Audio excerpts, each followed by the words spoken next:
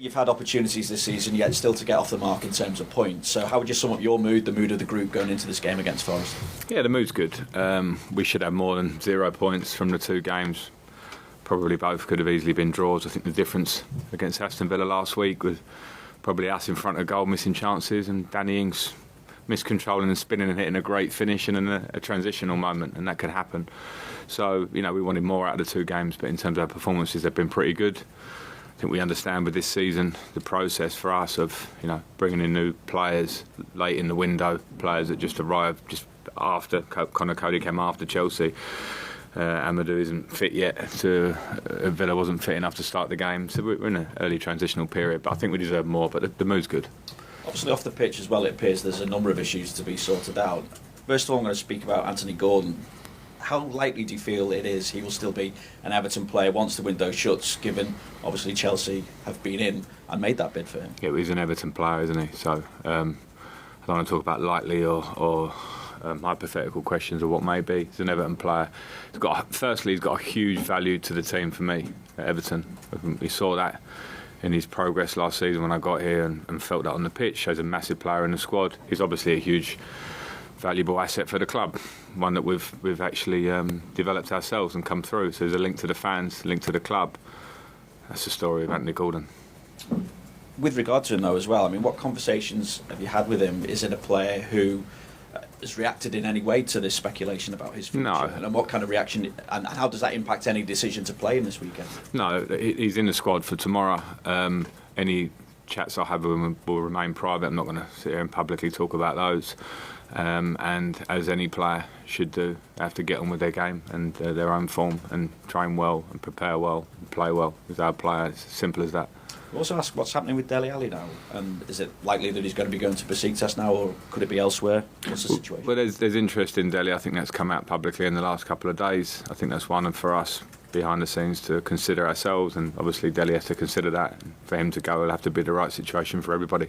Clearly, though, Frank, you want to bring in forward options as well. It's the 1st of July, effectively, that Richarlison joined Spurs, so 7 weeks since he left.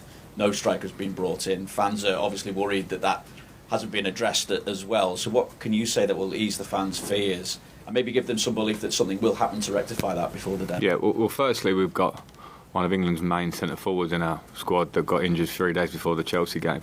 So I think those weeks of after Richarlison are not that valid. The club has to look at different areas of the team that we wanted to strengthen, and it wasn't just that, and nobody saw the Dominic injury coming with Salomon Rondon, who was suspended for the first game that's now available.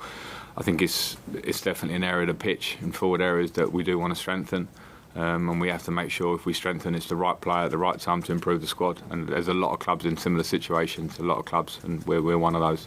In terms of them being able to move in the transfer window for that striker, is there anything you can put your finger on that's a real issue that makes it so difficult to get in the targets that you want at the moment? No, there's nothing particular. It's it's all relative. What do you want? What type of profile? What's available? What's on the market? How much they cost? What do you want to spend? There's lots of moving parts to that. In terms of the injury list at the moment, Doucouré, have you got a timescale on him? And Alan, is he fully fit yet? Alan's fit. Alan's in the squad. He's back and he's missed games in pre-season. Obviously, he's missed that part, which is so we're trying to get him match fit. But he's a really good pro and he's fit, ready to go. Doucouré's probably going to be about 3 weeks from now. Just again back to transfers, a possibility we heard this week that Gana Gueye deal could get done. I know you don't want to talk about clubs at other players at other clubs, but clearly this kind of situation has been dragging on for some time as well. We know he's someone who would obviously add something to the club as well, but is there anything you can tell us as regards what is happening with Gana Gueye? No. Good try. But it has been dragging on for so long, Frank. Obviously it seems to be that he's someone that you're looking to bring in. Listen, he's a player for PSG. It's as simple as that. You can draw your own conclusions. I've got a list of names here as well. I don't think there's any point going through them, is there? You can go back to Anthony Gordon if you want. You get the same answer. Forest then this weekend, obviously. How do you stress the importance of getting that first win of the season on the board without putting undue pressure on at such an early stage of the season as well? Yeah, listen, I'm not putting huge pressure on ourselves. Only the norm. We want to get points because that's what we get judged on at the end of the day. We hope that with a performance and with improvement and with players settling into the team, then naturally those results will come. But it's the Premier League. It's Nottingham Forest. invested heavily in their squad this summer. Lots of talent. Hard to analyse because of that, but very good coach. So it's a really difficult game. So I don't want to put everything on this game in terms of adding to pressure. It's the normal pressure that we put on ourselves at Goodison, at home, confident in what we do, confident with the fans behind us. We just have to prepare in the right way. Thanks, Frank. Good luck. Thank you. Off to Adam at Blue Productions. Hi Frank. Hi. Nottingham Forest 16 new signings. What do you think about that, and is it difficult to prepare for? Yeah, it's difficult to prepare in terms of personnel. You're not sure. We've had a couple of games in the pre-season games to be able to look at. Obviously aware of how they were playing last season, but the new personnel does give you some difficulties. So I think it's a game to focus a lot on ourselves, have an understanding of how they play, some of the usual characteristics that they'll show regardless of personnel, and respect them. When a team comes up, a good team, good coach, and spends that amount of money, improves the squad so drastically like they have, then they're going to be serious contenders in the Premier League. So let's see. Yeah, this time last year they were bottom of the Championship. Steve Cooper obviously has taken them on. It surprised a lot of people, I think. Yes, because it was an incredible feat for him personally, but in the coaching world, not a huge surprise. Really good young English coach. I like seeing those stories, like seeing that. I think it's good that people and teams trust in a young English coach. We've got lots of talented coaches in this country. Steve Cooper showed that massively last season and now going to show it in the Prem. I know there's a bit of focus on your attacking prowess at the moment, but defensively you started with Cody, Tarkowski and Holgate. How important is it that those three gel together and you have that solid base at the back? Yeah, it's important, and we have other players as well who can play there. Michael Keane, Seamus is now coming back to fitness, and it's important that we have depth in that area, and it's important also that we get some consistency in selection if we can. We didn't always get that last season. We've defended very well for big parts of the first two games, and of course a penalty, which is a small moment against Chelsea, and two transitions which can happen. You can't attack with 11 men behind the ball. You have to sometimes open up, and I think our defensive game has actually been very sound. So yeah, we need to keep working on that. And just finally from me, Frank, just on Delhi, why do you think it hasn't quite clicked for him here? It's a long conversation. I don't want to get too drawn on, because the moment Delhi's name comes in the media, I think people queue up to have an opinion and be quite negative about it, and I don't think that's really fair for a young man whose talent took him onto the world stage of football and won Young Player of the Year twice and was one of the world talents at a young age. I think we should just respect the fact that he needs to keep working and respect the fact that it's his career, and it's very easy to comment on from the outside. So I don't really want to join in that conversation too much. Thanks. Ian Kennedy at Radio Merseyside. Hi Frank. You mentioned last week that Amadou Onana was not quite ready for a start, but given what he did do when he came on, and maybe the Decore injury, I'm not sure, is he in contention for... Have you seen enough of him now to think that he might be fit enough to start? Yeah, he's certainly in contention, and that's a call for me to make, and I'm giving it as long as I possibly can until before the game tomorrow, because as much as we want his impact, and I think he's going to have a big impact, I think we saw, as you say, a glimpse of that. We need to make sure we do the right thing by the player and the team, and he really had missed big chunks of pre-season, and this is the Premier League, and I don't want to throw him in there too soon. I want to use him at the right time and right minutes, so that's something we'll be managing over the next couple of weeks. We don't want an injury situation either, so it's important to get that one right for the longer picture. He looks a very confident player. Does he have a presence around the place even now? Yeah, he has a real big presence. He's settled in very quickly. A very good teammate, straight in with the lads. Gives off a very good energy as such, and every day in training, good with his voice for a young player, smart boy. I knew him well by the time he's arrived here, and I think he's going to be a big player for us. But it's the start for him, so we have to also be that little bit patient. But he's settled in brilliantly. And obviously you want to get a few wins and some points on the board. And going back to the second half of last season, it couldn't have been easy for the players to go out and play with a sense of freedom, if you like. As a coach or manager, can you instill a little bit of that into them now to say, don't worry about making a mistake, or try that little thing that maybe they wouldn't have done last season? Yeah, we're trying to evolve our game, but we have to, at the same time, have a sense of where we are. And it was I came into what was a relegation battle. It was very clear to me very quickly when I got to the club. So we showed spirit, character, all those great attributes, and now we want to develop a little bit, but we also have to understand where we are. So we've tried to improve the squad in different areas. We've lost a big player at the top end of the pitch in Richarlison, so it's a building process in what we're doing. So it's good that players are on edge. We need to be on edge and can maintain that spirit that we had, try and but also have, be a bit braver on the ball in certain situations. I couldn't have asked for that much more. I wasn't in love with the performance against Villa. I thought we did okay and deserved something from the game. But against Chelsea, who notoriously don't give people many chances against them because of their formation and the way they play, we created enough to at least draw the game. So there have been some good signs, and they'll only get better the more we work. Thank you, Ian. It's Alistair at the BBC. Hi Frank. With Anthony's situation, is the need for a striker at Everton greater than the need to keep him? We worked that one out. In other words, do you need a striker more than you need Anthony Gordon? Maybe we need both.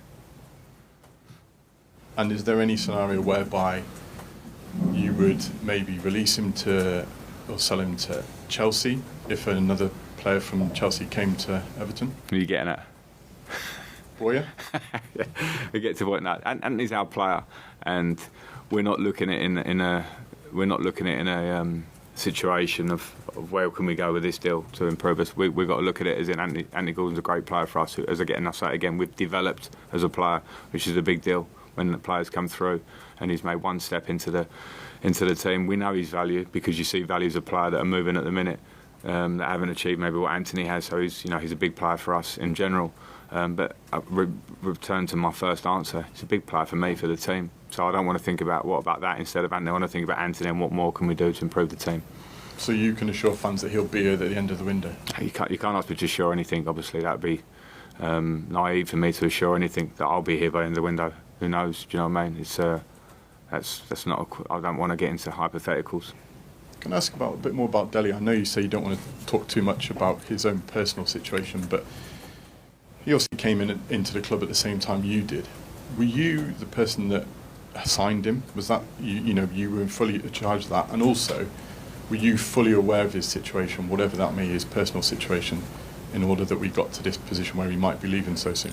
Every player since I've been here and come into the club has been a responsibility of myself, the board, the owner, the chairman, and since Kevin's been in, Kevin as well. Those conversations are always ones that we are joined up together. It obviously happened very quickly when I got into the club, and we knew we needed to have players in the midfield area. We were short there on injuries, and the balance of the squad didn't feel quite right. So I think the intentions in bringing him in were pretty clear at the time. In terms of what was the second half of your question? Sorry. Just were you fully aware? Obviously, you're alluding to issues that perhaps you don't want to talk about, but were you fully aware of those issues when you signed him? Well, yeah, I think everybody, I didn't know Dele personally, and I think everyone was aware of the curve of his career, and what he'd achieved and where he was at, and that was something you take into account, of course. So I was aware of that in that front, but as I say, the talent of the player, the opportunity to bring him here for a deal that I saw recently that it was like 40 million quid. It wasn't. The deal was not that, and we know that it was an opportunity to try and get him into the team to help us. And the more games he may play, he will become a value. And at the minute, we are trying to get that. We've been trying to find that level of performance from him. He needs to keep working, no matter what happens today, tomorrow, next week, next month. He needs to keep working, because the only thing I know in football, that I know for sure as a coach, many things you don't know for sure, is that hard work on the training pitch correlates with how your performance is. That's all I know, and that goes for every player. And if he left the club, would that be a personal disappointment?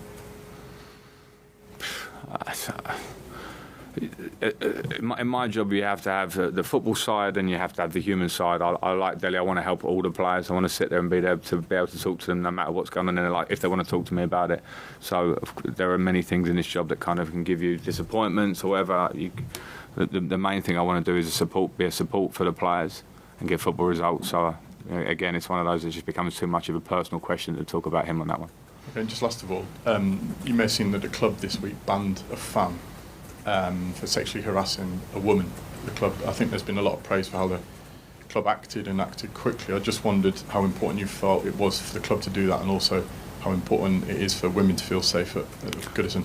Well, it's hugely important, of course, and I think the club acted really quickly and in the right manner. I don't know specific details. I want to get drawn on the case too much. I literally sort of have seen and heard the headlines that you've just explained, and of course women should feel comfortable, not just at Goodison, anywhere they go in life, surely. So I think the club acted very well. Thanks a lot. Thank you. We'll take one from Carl Markham, please. Hi Frank, just to go back specifically on the search for a striker, how much of a concern might it be that the longer it goes on, the more difficult it will be to get in the person you want, because we're less than 2 weeks away from the end of the window and clubs know that you need to strengthen that area?